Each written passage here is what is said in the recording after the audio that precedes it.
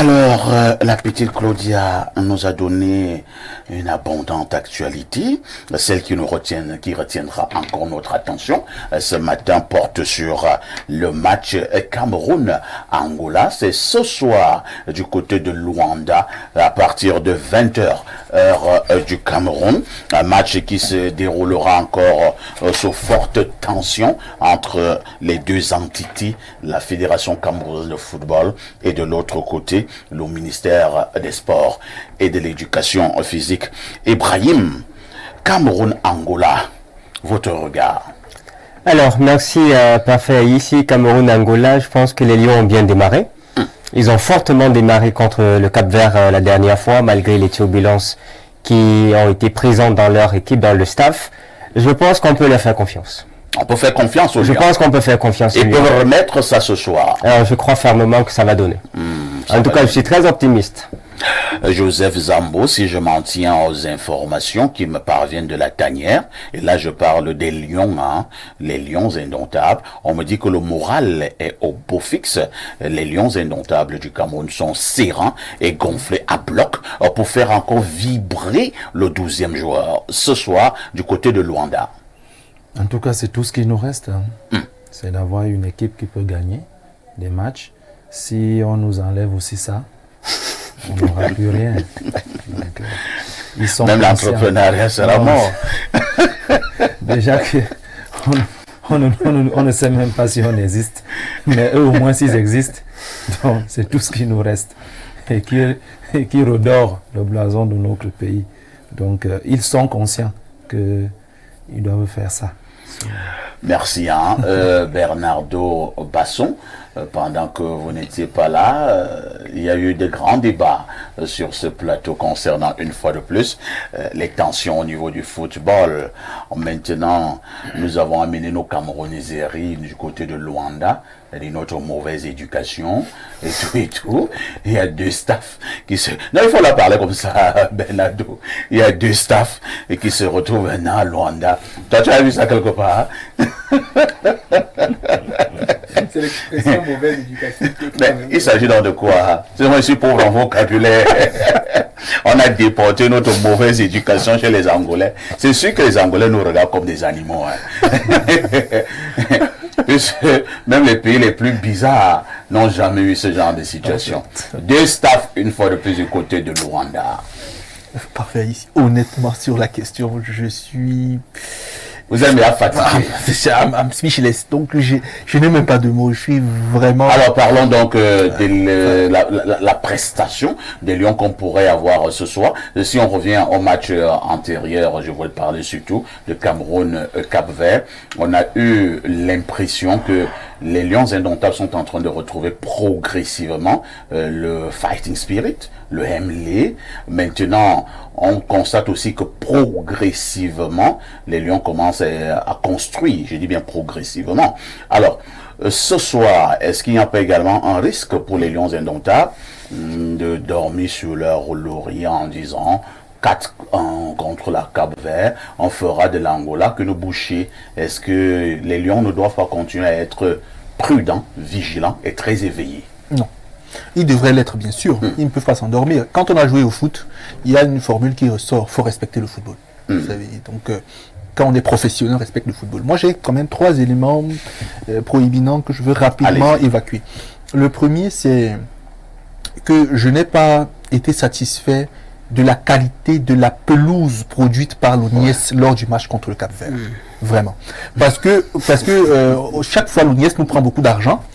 Pas nous, prend Africa Foot beaucoup d'argent, mais la pelouse n'était pas du tout belle. Donc vraiment, M. Ewane et M. Bell au niveau de l'ONIES là-bas, j'espère que l'Angola offrira un meilleur spectacle en termes de pelouse. Ça, c'est le premier élément. Le second élément, c'est que footballistiquement parlant, le Cameroun a très peu réussi, historiquement parlant, à Luanda. Faut le dire. C'est vrai que sur les 5 derniers matchs Cameroun-Angola... Vous amenez les stats. Oui. Les 5 derniers matchs Cameroun-Angola, les 5 derniers, c'est 3 victoires pour les Lions, 1 pour l'Angola et 1 défaite pour les Lions. Donc, et 1 match nul, pardon. Ce qui fait que, et on marque très peu contre l'Angola. Le dernier match d'ailleurs, Cameroun-Angola, on a perdu 1-0 à Luanda. Vous voyez. Donc, pour aujourd'hui, les dynamiques des équipes ne sont pas les mêmes. l'Angola, au cours de la CAN, a quand même démontré qu'elle avait progressé d'une certaine façon. Le Cameroun, pendant la CAN, n'a pas présenté une fière allure. Maintenant, au sortir du match contre le Cap-Vert, on peut espérer une dynamique nouvelle avec éventuellement un résultat positif là-bas. Mais moi, je penche plus pour un match nul. Le troisième élément, c'est que j'ai eu, et ça c'est personnel, hein, je l'ai même dit aujourd'hui à un frère avec qui je parlais dans la voiture quand je venais, j'ai eu un peu honte du match de samedi contre le Cap-Vert. Honte pourquoi? Honte parce que je pense, et c'est un mea culpa pour le moment, je pense avoir trop vite jugé Marc Brice. L'animation défensive du match de samedi contre le Cap-Vert était cohérente. Sur le laps de temps qu'il a eu... ce plateau que faites attention à Marc Brice. Oui. Habituellement, lorsque les Lions indomptables ont gagné des grands trophées, ce n'était pas avec des entraîneurs waouh, hein. Ce n'était pas avec des entraîneurs formidables. Revenons en 1990, c'était un Russe, Nicolas Nepomniachtchi, assisté de Jean Manga Ongeni. Oui. On a fait une très belle prestation du côté de l'Italie. Lorsque nous revenons au niveau des matchs, pas des matchs, des trophées que nous avons gagnés. Non, prenons même d'abord 1988. Avec Claude Leroy. Ouais. Claude Leroy n'était pas un entraîneur époustouflant à cette époque. C'était même un inconnu. Mais il faut qu'on le dise. Claude Leroy est devenu célèbre à partir des victoires avec les Lions indomptables. Ouais. Et on peut multiplier des exemples comme ça, Schaeffer, et ainsi de suite, et ainsi de suite. Donc, méfiez-vous de Marc Brice. Oui. Vous êtes tellement moqué, la brocante belge, machin, truc, c'est bon, moi, j'ai pas dit brocante, j'ai dit occasion de Belgique. J'ai pas dit brocante belge. Il y a une grande différence. Encore que ça peut même être taxé de propos racistes. Hein, donc, j'ai quand même touché la ligne rouge là-dessus. Donc, je retire ce propos qui était quand même malsain. Donc, je veux dire, quand le Cap Vert, sur le plan défensif, on a été solide quand même. C'est vrai que Michael Gado était un peu lent. Bon, il a marqué. Tout bien, il a eu beaucoup de lacunes dans le match. Pour aujourd'hui, également, j'ai eu l'impression que le coach Marc Brice a anticipé. En conférence de presse, il a évoqué les 2 points forts de l'Angola. Il a dit un milieu qui combine très bien et un avant-centre qui est très rapide. Et c'est vraiment leur force. On l'a vu à la CAN. Donc, quand un coach réussit à anticiper sur la force de l'adversaire, il peut quand même avoir assez de temps pour mettre en place une stratégie de défense. Vous voyez. Donc, pour aujourd'hui, je pense quand même qu'on peut obtenir là-bas un match nul, espérer une victoire parce que je suis Camerounais, j'espère une victoire. De toutes les façons, bonne chance aux Lions. J'espère qu'ils nous feront un plaisir. Mais une fois de plus, je suis pas exigeant parce que je pense que l'ambiance, l'encadrement et tout ça, c'est tellement négatif que pour l'instant, ils sont en train de surperformer. Moi, je pense que pour l'instant, hein, les Lions indomptables me surprennent même. Peut-être qu'ils ont modestement compris mon conseil. J'ai parlé à ces enfants, à ces petits frères, de laisser les combats hors du terrain. C'est-à-dire que, vraiment, le duel est tôt. Moi, ça ne les conserve pas. Mais parfait, ici. Et ils sont là pour jouer au foot. C'est surtout que sur le plan tactique, il y a un élément qui nous manquait. Lequel? Sauf que je ne veux pas parler de Baleba. Parce que Baleba, c'est un génie. Vous voyez, gros talent pour son âge. Et pour moi, il est tout jeune. Mais, comme il a un abattage défensif impressionnant, il libère Zambo et Onla, qui peuvent mieux avancer. Pourtant, à l'époque, il travaillait plus défensivement, parce qu'il n'y avait pas vraiment un système avec l'abattage de Baleba. Donc, si Baleba progresse bien en sélection, il peut revenir au niveau de ce que était en 2001-2003 et libérer les autres pour une activité offensive beaucoup plus intense. Donc, ça, c'est vraiment intéressant. Ouais, ce que vous êtes en train de dire là, cela signifie qu'il y a un coach qui met à sur pied une stratégie à la fin, une tactique. Un projet. Vous voyez un peu? C'est un projet. Continue à insulter Marc Brice. Alors, je fais mon mea culpa, non? Je passe la parole. C'est très tôt en même temps, ce n'est qu'un seul match. Hein. Le deuxième, c'est dans quelques heures. Voilà. On passe la parole à Pierre Blériot. Pierre Blériot, quel est le regard que vous posez sur cette rencontre Cameroun-Angola ce soir du côté de Luanda? Ben, moi, contrairement à vous autres, moi, je suis content de voir une équipe qui a un staff chargé des entraînements et l'autre chargé des conférences. C'est de l'innovation. Quand vous êtes un continent, vous avez toujours vos choses comme ça. Donc, c'est que le pays est riche, quoi. Voilà. Débordant d'énergie. Voilà. Moi, je vois pourquoi les gens là se battent même. Il y a un staff chargé des entraînements, le MINSEP, un autre staff chargé des conférences, la FECA Foot. On va progresser comme ça, il n'y a pas de problème. Donc les gars sont gâtés, quoi. Vous savez, lorsque vous êtes polygame et que vos femmes décident de vous nuire, elles vous donnent à manger au même moment. Et chacune exige que vous mangiez sa nourriture. Donc, c'est un peu ça. Maintenant, au niveau du jeu, vous savez, l'adversité est souvent source de force chez certains individus. Les joueurs ont compris qu'on veut qu'ils échouent. Ouais. Ils transforment dans cela en challenge. Ils sont en train de transformer cela en challenge. Beaucoup de ceux qui ont réussi dans la vie, ce n'est pas les cours d'entrepreneuriat. Moi, c'est parce qu'une femme m'avait laissé au Carrefour, à la mobile Vogada. Ok? Elle m'a dit que je suis trop pauvre, que ma pauvreté est contagieuse. Je n'ai fait aucun cours d'entrepreneuriat. C'était motivant. C'était motivant. La motivation Vous intéressante. voyez? Alors, quand on menace d'écrire à votre club, ainsi de suite, on vous donne 2 staffs et tout ça, ça peut vous réveiller. Et il ne faut pas perdre de vue. Marc Brice est quelqu'un de très charismatique. Depuis que les Camerounais l'insultent là, vous voyez, et il est comme moi là.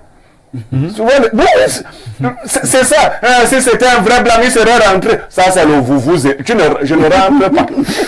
Je ne suis pas venu pour. Pas vous qui m'avez fait venir.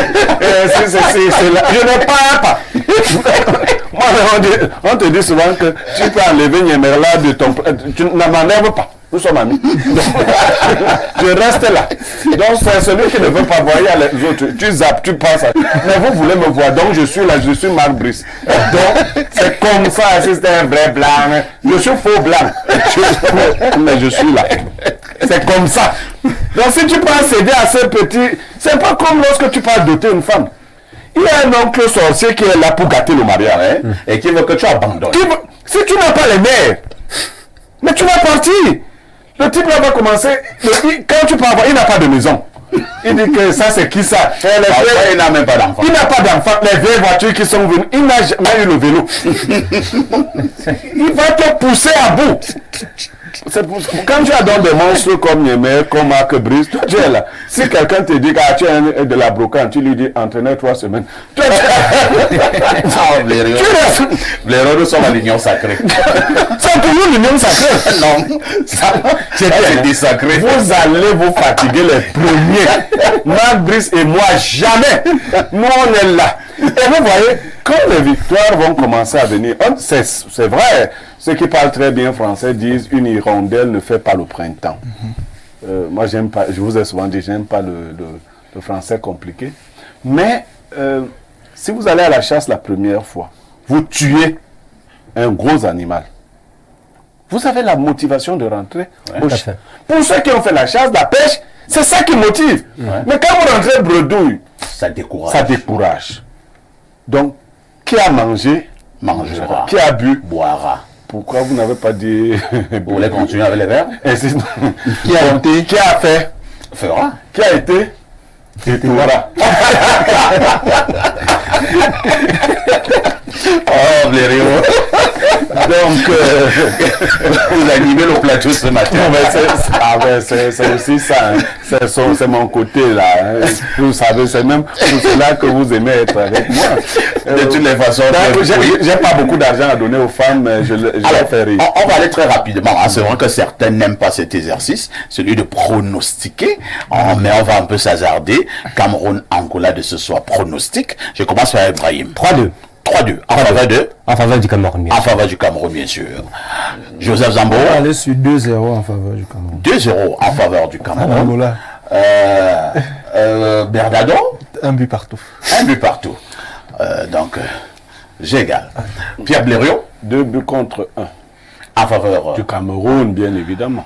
J'opte également pour un 2 buts contre 1 en faveur du Cameroun. À tout de suite pour la suite.